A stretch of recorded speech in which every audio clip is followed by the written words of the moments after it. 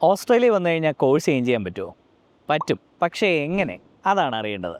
എങ്ങനെ എന്നറിയുമ്പോൾ 6 മാസം കഴിഞ്ഞിട്ടേ നമുക്ക് ഓസ്ട്രേലിയ വന്നിട്ട് കോഴ്സ് ചേഞ്ച് ചെയ്യാൻ പറ്റുള്ളൂ. എന്തിനായിരിക്കും കുട്ടികൾ കോഴ്സ് ചേഞ്ച് ചെയ്യുന്നത്? ഇവിടെ വന്നു കഴിയുമ്പോൾ റിയാലിറ്റി മനസ്സിലാവുമ്പോൾ കുറച്ചുകൂടെ PR ഫ്രണ്ട്ലി ആയിട്ടുള്ള ഒരു പ്രോഗ്രാം പഠിച്ചില്ലെങ്കിൽ അവർക്ക് PR കിട്ടുകയില്ല, അല്ലെ PR എത്രത്തോളം ഇമ്പോർട്ടൻ്റ് ആണ്, ഇത് നല്ലൊരു ഓപ്പർച്യൂണിറ്റിയാണ്, അത് മിസ് ചെയ്യേണ്ടെന്നൊക്കെ വിചാരിക്കുമ്പോൾ കുട്ടികൾ പഠിക്കാൻ വന്ന കോഴ്സിൽ നിന്ന് PR ഫ്രണ്ട്ലി ആയിട്ടുള്ള ഒരു പ്രോഗ്രാമിലേക്ക് മാറും. എന്നാൽ പിന്നെ ഈ PR ഫ്രണ്ട്ലി ആയിട്ടുള്ള പ്രോഗ്രാം നാട്ടിൽ നിന്ന് എടുത്തിട്ട് വന്നാൽ പോരെ? എന്തിനാ ഇവിടെ വന്നിട്ട് മാറുന്നത്?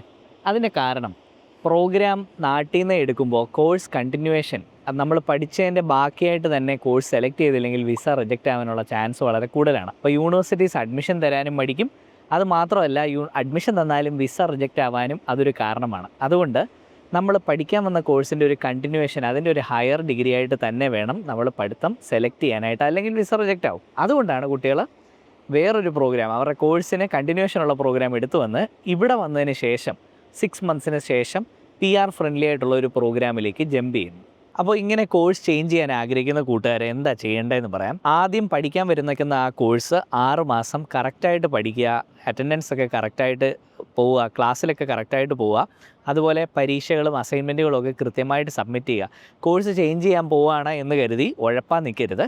കാരണം നിങ്ങളുടെ അക്കാഡമിക് കരിക്കുലം, അല്ലെങ്കിൽ നിങ്ങൾ എങ്ങനെ പഠനം, അക്കാഡമിക് പ്രോഗ്രഷൻ എങ്ങനെയുണ്ടെന്ന് പുതിയ ഇൻസ്റ്റിറ്റ്യൂട്ട് ചെക്ക് ചെയ്യും. നിങ്ങൾ അഡ്മിഷൻ എടുക്കുന്ന സമയത്ത് നിങ്ങളുടെ ഓഫർ ലെറ്ററിനെ അത് ബാധിക്കും. അതായത് ഓഫർ ലെറ്റർ കിട്ടണമെങ്കിൽ നിങ്ങൾ നന്നായി പഠിക്കുന്നൊരു കുട്ടിയാണെന്ന് തെളിയിക്കേണ്ടതും കൂടെ വരും, നല്ല നല്ല ഇൻസ്റ്റിറ്റ്യൂട്ട്സിൽ അഡ്മിഷൻ കിട്ടണമെങ്കിൽ. അത് മാത്രമല്ല, നിങ്ങൾക്ക് വിസ കിട്ടിയേക്കുന്ന ഡ്യൂറേഷൻ 2 കൊല്ലവും 3 കൊല്ലത്തേക്കുമാണ്. ഈ 3 കൊല്ലത്തിനകത്ത് നിങ്ങളിപ്പോൾ പഠിക്കാൻ പോകുന്ന കോഴ്സ് പഠിച്ച് തീരത്തില്ല. അപ്പോൾ നിങ്ങൾക്ക് എന്താ, സ്റ്റുഡൻറ്റ് വിസ എക്സ്റ്റൻഷൻ ചെയ്യേണ്ടി വരും. അപ്പോൾ നിങ്ങളുടെ കോഴ്സ് കംപ്ലീറ്റ് ചെയ്യണമെങ്കിൽ ആ ഒരു പോയിന്റിൽ നിങ്ങൾ ആദ്യത്തെ 6 മാസം ഉഴപ്പി എന്നുള്ള കാരണം കൊണ്ട് ചിലപ്പോൾ സ്റ്റുഡൻറ്റ് വിസ എക്സ്റ്റൻഷൻ കിട്ടാതെ വരാം. അപ്പോൾ അങ്ങനെ റിജക്റ്റ് ആവാൻ സാധ്യതയുണ്ട്. അതുകൊണ്ടാണ് നന്നായി പഠിക്കാൻ ശ്രമിച്ചു എന്നെങ്കിലും കാണിക്കേണ്ടി വരും.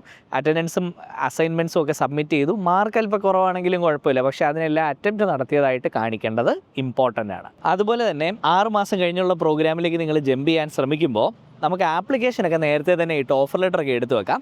COE എടുക്കുന്നത് മാത്രം നമുക്ക് 6 മാസം പീരീഡ് കഴിഞ്ഞിട്ട്, അല്ലെങ്കിൽ അത് തീരാറാവുമ്പോഴേ COE എടുക്കാൻ പാടുള്ളൂ എന്നുള്ളതേ ഉള്ളൂ. പിന്നെ ഒരു COE ക്യാൻസലായി പോയാൽ, നമ്മളിപ്പോൾ പഠിച്ചുകൊണ്ടിരിക്കുന്നിടത്ത് COE ക്യാൻസലായി 28 ദിവസത്തിനകത്ത് അടുത്ത COE നമ്മുടെ കയ്യിൽ ഉണ്ടായിരിക്കണം, അല്ലെങ്കിൽ രാജ്യം വിടണം എന്നാണ് നിയമം.